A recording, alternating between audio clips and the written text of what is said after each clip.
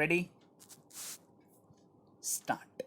The questions which arose for consideration in the instant appeals were whether persons appointed as superintendents in aided non-governmental hostels are entitled to claim absorption by way of regularization in government service or salary on par with superintendents in government hostels, and whether part-time cooks and chowkidars appointed temporarily by mess committees of government hostels with 2 or 3 years service are entitled to regularization by framing a special scheme. Allowing the appeals, the court held that the High Courts, in exercising power under Article 226 of the Constitution, will not issue directions for regularization, absorption, or permanent continuance unless the employees claiming regularization had been appointed in pursuance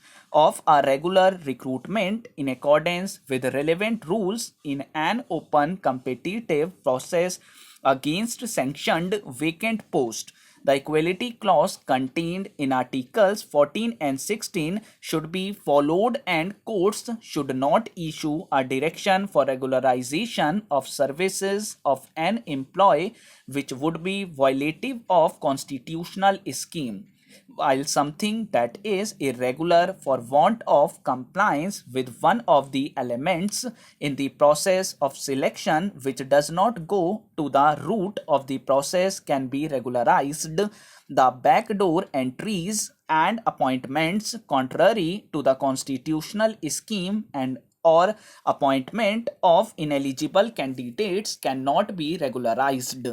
Mere continuance of service by a temporary or ad hoc or daily wage employee under cover of some interim orders of the court would not confer upon him any right to be absorbed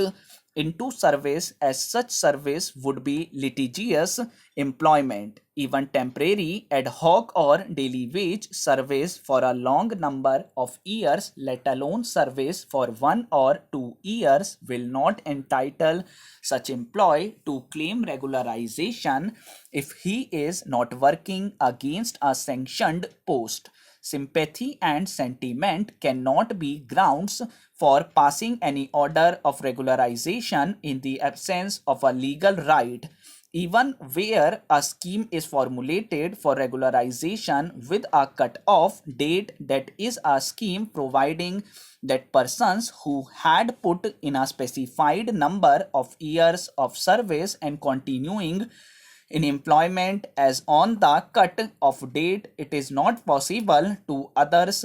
who were appointed subsequent to the cut-off date to claim or contend that the scheme should be applied to them by extending the cut-off date, or seek a direction for framing of fresh schemes providing for successive cut-off dates. Part-time employees are not entitled to seek regularization as they are not working against any sanctioned post. There cannot be a direction for absorption, regularization, or permanent continuance of part-time temporary employees. Part-time temporary employees in government-run institutions cannot claim parity in salary with regular employees of the government on the principle of equal pay for equal work, nor can employees in private employment, even if serving full time, seek parity in salary with government employees. The right to claim a particular salary against the state must arise under a contract or under a statute. The respondents in the instant appeals were appointed in pursuance of the Government and Aided Hostels Management Rules 1982, which were issued by the state government on 18th January 1982. Though they were referred to as rules, they were not statutory rules framed by the state government in pursuance of any power vested in the state by the legislature under any enactment. They were more in the nature of executive instructions and guidelines framed for administrative convenience. The said rules were intended to apply to government hostels run by the Social Welfare Department as also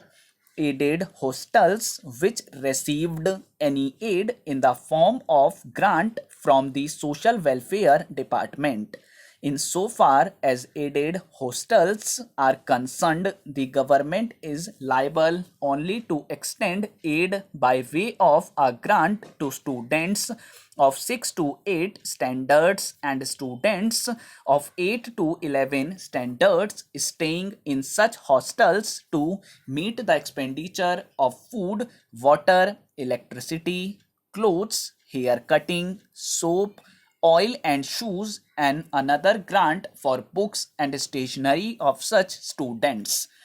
The government is not liable to bear the expenses of salary and allowances of the employees of the aided hostels, and it is for the private organizations which run the aided hostels to meet the salaries of employees from their own resources. The persons employed in the aided hostels are the employees of the respective organizations running those hostels